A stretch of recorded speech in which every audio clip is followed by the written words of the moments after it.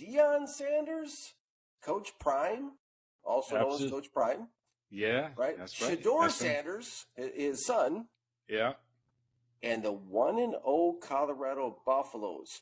Now, they squeaked one out, Lionel, against FCS NDSU as a last-ditch Hail Mary pass by NDSU. Just fell to the, down at the 5-yard line and was caught. Colorado dodges the L by winning the game 31-26 at home. And they dodged what would have been, to put it mildly, a hailstorm of bad ink from the press had Coach Prime not come through. Now, after the game, I know you saw this. I saw this. I'm sure some people saw this. They celebrated in the locker room like they won the Natty. They were complete with a rapper, putting on a private concert for the guys. What do you think, Lionel, of Coach Deion Sanders' decision to have the team celebrate like this, like they just won the championship after they barely escaped an FCS team? Well, FCS, North Dakota State is probably the best FCS team, and it's been that way now for the last few years. And they put out a lot of NFL football players from that program. So I don't look at them like FCS. To me, they're a Division I program. So I'm not holding that against Colorado. As far as the celebration, hell, Danny, 2024, my man. Everybody dance after game. They dance doing games. It's all about energy. It's all about feeling good about yourself, having some vibe, man. That's what they do. I mean, if you don't celebrate, everybody's like, what's wrong? Did somebody, pass? Did somebody die? So, no. You got to celebrate. I love celebrations, man. You celebrate your victories in football. By 5 points. Absolutely. 5 yards away from losing. Absolutely. A win is a win is a win. If you win by 50, you won. If you win by 1, you won. So, hey, celebration from me, I'm all good with that. Let it rip. Cool. Lionel, were you surprised that Colorado won this game, number one? And number two, were you surprised that the game was this close? I'm not surprised that they won the game. Heck, they have a lottery pick quarterback. Shedeur is a lottery pick quarterback. They have a lottery pick receiver defensive back. They have the top offensive lineman at left tackle in this year's coming out of high school. They have other players on that roster that are pretty good football players. They should win the game. You expected them to win. No, I'm not surprised that they won and how they won. I'll give some credit to North Dakota State. But, hey, they won a big game, Dan. Is Colorado for real? No. They beat North Dakota State. They're going to have some trouble with a lot of teams this year.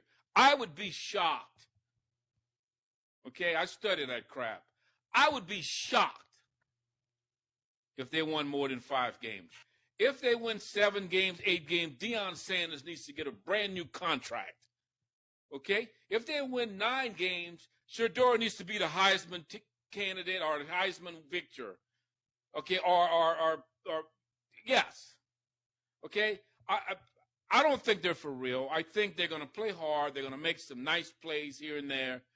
But at the end of the day, it's not going to be a big winning season for them. They just don't have the manpower. It's interesting because, when you talk about is Colorado for real, when I'm sitting there watching this game now, I've been the hardest grader on Shedeur Sanders. Let's kind of unpack some of these players that there is out there going into the season. I had a UDFA undraftable free agent grade on him. They viewed him as a practice squad guy, all that stuff. It's documented on my website, everything. But to me, in this game, it was a tougher game to evaluate because he looked like a different guy to me, Lionel. The 13 games I've evaluated Shedeur Sanders the past 2 seasons, both at Jackson State, 3 games, 10 games last year at Colorado.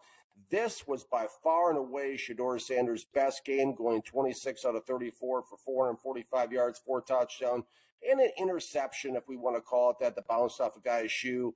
2 PBUs pass breakups that I charted. I mean, I got to give credit where credit's due. I'm still not sold on him because I couldn't even find any of the names of the people in the secondary in North Dakota State University and NFL Mock Draft Database.com. But nonetheless, A few things stuck out to me is the biggest differences between this game and the past 2 seasons. He made quick, accurate throwing decisions, smart throwing decisions, even threw a couple ways and avoided taking a sack, which is something he didn't do last year. Good job keeping his eyes downfield under pressure, and a good mixture. You spread the ball around short, intermediate, and deep versus just having the deep passes. Now, like I said, I'm not ready to move him up on my board yet. All this game really reminded me of was last year when Caleb Williams came out strong against number 90 San Jose State. Okay. Dan. How can you sit up here and evaluate this guy with all this load of information on evaluation? Here it is. This guy, Dan, is going to be a lottery pick, a top 5 pick. You're sitting here saying that Shedeur Sanders is a free agent, man. Come on, bro. That is what he put on tape. Wait. But come on, Danny. A free agent is a bad football player in most cases. He's just not good enough. This guy, if you go look right now, he's the leading passer in college football. I looked at that this morning. He's leading college football, everybody, all divisions in passing. Yards. I think it was, some crazy number, all right? Might have been 400 or 500 yards. I mean, come on, Dan. You're telling the world. You're going to sit here and tell the world that this guy's a free agent, man? If you just said, okay, I don't like him, he's a 6th-round pick, I don't like him, he's a free agent. Come on, Danny. Come on, you can't sell that to the world. Hey, listen. All I did was write down what Shedeur Sanders put on the film last year, and to me, I was completely and utterly unimpressed by a guy who folded like a 10 to the pressure, and all he basically did was complete a bunch of short little passes in a vanilla elementary offense last year, and basically took too long to get the ball in his hands. So, yeah, last year at Jackson State, that's what I saw. I mean, this is the most sacked quarterback in college football last year. At 52 sacks, I know everybody wants to throw that offensive line under the bus, including Deion Sanders, but no. The guy couldn't get the ball in his hands. So, yeah, that's what he had last year. Now, I'm willing to give him a little credit for this game, but listen, I'm not going to get overboard with this thing. I understand the respect we're giving North Dakota State University, but he's got to play some real opponents. They got 5 teams in the top 25 this year. They also got FBS schedules. Let's see how he looks this week against Nebraska before we roll out the red carpet for this guy. That's where I'm at, even though I got the red shirt on. I understand that, Dan. I understand that. But when you start saying a guy's a lottery pick, all the scouts, you got 200 scouts, okay, evaluating him, okay? And he's a top 5 pick, but you said he's a free agent. Come on, something has to make sense here. Something just doesn't jive. I understand you don't like him for whatever reasons you don't like him. I live with that. But come on, a free agent grade? It doesn't make sense. And no, I'm lost. But go ahead, that's okay. Man. Let's move on. That's okay. I was the only person in America that did the same thing with Trey Lance. The only guy was right about him. He's number 3rd string quarterback right now for the Cowboys. So I can live with it. It's okay. We can move on. The thing I didn't like, of course, about Shedeur. I'm trying to give the guy credit in this game. I'm trying. Okay, work with me a little bit. And you're the only guy that loved Tim Tebow. I understand that. Don't get me started. Oh boy, Timmy T. You're the only guy that loved Tim Tebow. We got to, we understand. We understand. That's okay. He came but in go there ahead, and took Danny. over a 1-4 Denver Broncos team and led them to the playoffs. I get it. But listen, here's the thing. The thing I didn't like about it, he's still flexing to watch that, whatever, okay? But let me ask you something. Let's get back to talking about, you mentioned something at the top of the show I want to circle back to. Does this game against FCS, NDSU, and I'm going to keep saying FCS as long as that's their title, but does this put him into the Heisman conversation in your mind, this one game? Absolutely. All the scouts respect North Dakota State. They have guys in the NFL, not one or two. There's a few guys in the NFL from that team. They recruit high. That's that big guys. They recruit the best players at that level. A lot of respect and love for North Dakota State. Now, they're going to play Nebraska this week. We get it. It's a bigger test. Let's see what happens. No question. Let's flip it for a minute. Of course, Trey Lance for NDSU as well. So we're there on this show. Let's flip it to somebody a little bit less controversial, someone we both agree on. Travis Hunter. I'd said back in early August on my draft website, I liked him better as a receiver than a cornerback, and nothing in this game erased my thoughts on that process where I'm at with him. He tore it up against this secondary NDSU. 7 catches for 132 yards, 3 touchdowns. wow, Hunter didn't do anything at all to hurt his draft stock. I thought he looked great. What were your thoughts watching Travis Hunter? Oh, he's phenomenal, man. He tracks balls down. He's got great hands. He plays long. He's athletic. He's going to get every jump ball. He's just sharp when the ball's in the air. He's a magician. He plays above the rim. You know, he plays above the defenders. He's a great player, man. He's a can't miss prospect. Anything else stand out to you about this game, Lionel? How Colorado was coached by Deion Sanders or anything else? Because me personally, I was concerned about the amount of pressure. There's been talk about upgrading this offensive line in Colorado. There was a lot of pressure North Dakota State University got on Sanders. And like you touched on a moment ago, they have Nebraska up next. And last year, Nebraska sacked Shedeur Sanders 7 times in that game. Any concerns at all other than what I'm talking about in this game for you? Yeah, there's just some concerns on their offensive line at Colorado. They have to play together as a unit. They're giving up leaks, and they're putting a lot of pressure on Shedeur. When you play the better teams this year, the Nebraskas, the Colorado States, you know, and those kind of guys, it's going to be tough. Okay, so they've got to clean up that side of it. Yeah, the offensive line is still average. I still struggle with that offensive line.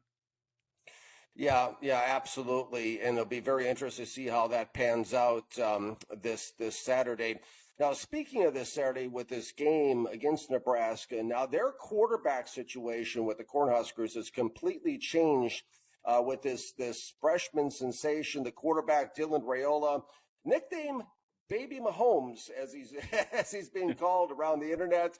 Guys that look to him, I think, and stuff, or it's the same jersey number. Now, he went 19 out of 27 for 238 yards and 2 touchdowns in a 40-7 win over UTEP. You have Raiola. There's bad blood between these two teams from last year. There was some exchanges last year. Me personally, I do not see any way possible Colorado beats Nebraska in this game. How do you see it unfolding this Saturday, Lionel? I couldn't say that it's not possible. Anything's possible. If they lose Raiola and Colorado gets, on top, and anything could happen. But, yeah, I would want to give Nebraska.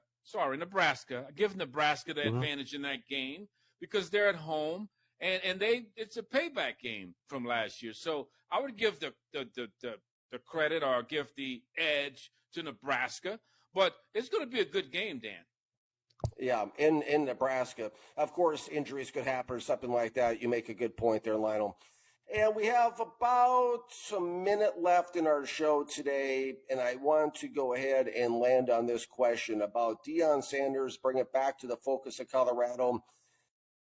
If Deion Sanders would be offered a head coaching job in the NFL after this season, do you think he would leave? 100%.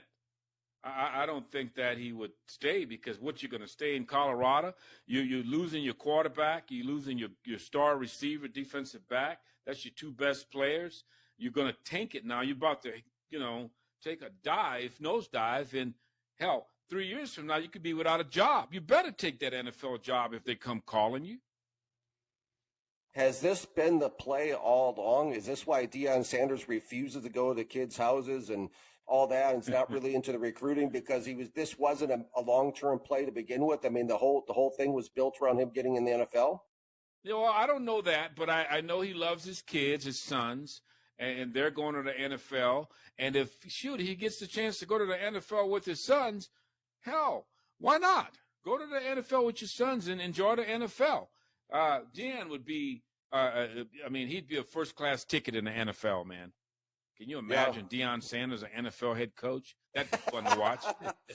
I think it was the plan. I think it was the plan all along. I don't think he ever planned on staying in Colorado.